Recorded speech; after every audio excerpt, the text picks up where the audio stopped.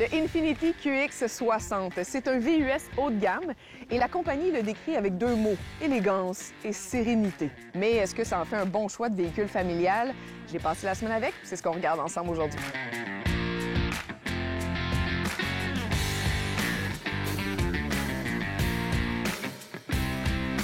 Ma première observation, c'est qu'on n'entre pas dans le QX60, on monte à bord du QX60 avec une bonne enjambée et même un petit cri dans mon cas. C'est très haut. Et quand c'est le temps d'installer un enfant à bord, c'est la même chose, ça se passe pas mal à bout de bras. Une fois à bord, c'est vraiment super confortable, c'est spacieux. C'est un 7 passagers, 3-2-2. Et d'ailleurs, mon fils s'est amusé toute la semaine à se promener là-dedans comme si c'était un autobus, évidemment, pas pendant qu'on était en mouvement. Et il y avait de la place pour circuler en masse. Donc, côté ergonomie dans l'habitacle, c'est vraiment impeccable. Le coffre, à la base, sa grosseur, elle est acceptable sans plus, mais sa plus belle qualité, c'est sa polyvalence. Donc, déjà, on a une sangle ici qui nous donne accès à un gros compartiment. Et aussi, on peut choisir de sacrifier les deux derniers sièges en arrière pour pencher ça et on vient de plus que doubler l'espace de notre coffre. Alors ça, finalement, ça fait beaucoup d'espace.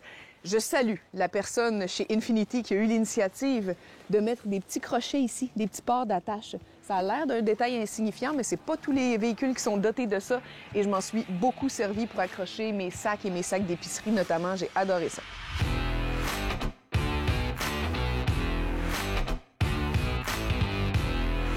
Analysons maintenant ensemble la cabine du pilotage. D'entrée de jeu, quand on embarque ou qu'on ressort du véhicule, les paramètres s'installent pour nous. Ça, c'est toujours apprécié. Ensuite, tableau de bord. Eh bien, sachez qu'on a un système de son haut de gamme de marque Bose et il y a 16, j'ai bien dit 16 haut-parleurs répartis partout dans le véhicule. Le son est vraiment excellent. On a un écran tactile qui est assez généreux, qui est assez gros, qui fonctionne très, très bien. Ce que j'ai un petit peu moins aimé, c'est l'autre écran en dessous. C'est comme un panneau bombé avec des boutons pressoirs. Alors, c'est pas tactile, il faut appuyer dessus, puis ça fait un genre de crunch-crunch. Faut s'habituer. Ça fait une semaine que je suis avec, je me suis pas encore habituée. Ça m'a tanné un petit peu. Mais sinon, j'ai adoré cette roulette qu'on a ici, qui est tout simplement une extension de notre bras vers l'écran tactile.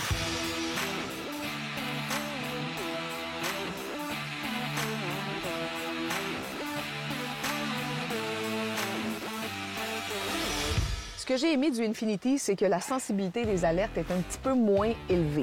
Donc, quand l'alerte retentit, elle a une bonne raison de le faire. Mais surtout, elle se présente d'une façon différente. C'est une vibration dans le volant. J'ai seulement 3 petits points négatifs à soulever sur ce véhicule-là, mais les 3 concernent la conduite. Le premier, c'est que je le trouve gros. Deuxièmement, la suspension, ça me fait drôle un peu de vous parler de ça parce que c'est très mécanique, mais ça m'a sauté aux yeux cette semaine. Je me suis fait brasser pas mal, puis à bord d'un véhicule robuste et luxueux comme celui-là, je m'attendais pas à ça. Finalement, j'ai vraiment eu un malaise avec la consommation d'essence. La compagnie promet un combiné autoroute-ville de 10,8 litres au 100 km, mais ma réalité sur le tableau de bord, c'est 16,9 en ce moment.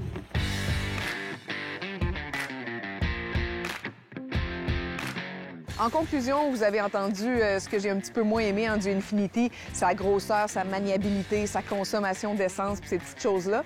Mais c'est quand même un véhicule qui est vraiment spacieux, vraiment confortable, vraiment luxueux, qui s'est super bien adapté à mes besoins familiaux également.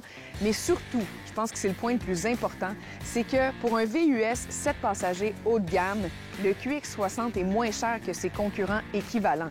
Donc, est-ce que c'est un véhicule qui est parfait? Non. Mais est-ce qu'il est un bon rapport qualité-prix? Clairement.